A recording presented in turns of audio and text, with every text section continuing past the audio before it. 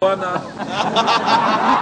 Gitobwe Manyara was received as a member of the Orange Democratic Movement, and by extension, he is now the newest member of the Coalition for Reform and Democracy, the Rainbow Coalition of our times.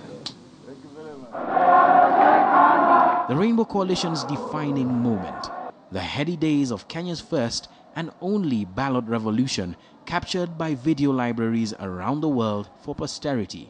And 10 years later, the constellation of leaders that led the reform agenda that swept President Mwai Kibaki into power is still intact? And today, it is a coalition of the willing.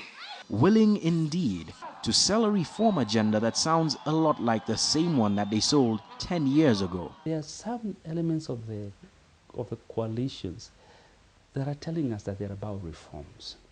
But these people are pimping the old revolution. Reforms came. Hello? Hello indeed, because for all the sins of the current government, the reform agenda seems to be one that is to an extent on track. Kenya now has a constitution and a blueprint that ought to take care of a number of socio-economic issues. And already, some of these projects, like the Thika Road Superhighway, are the envy of the region.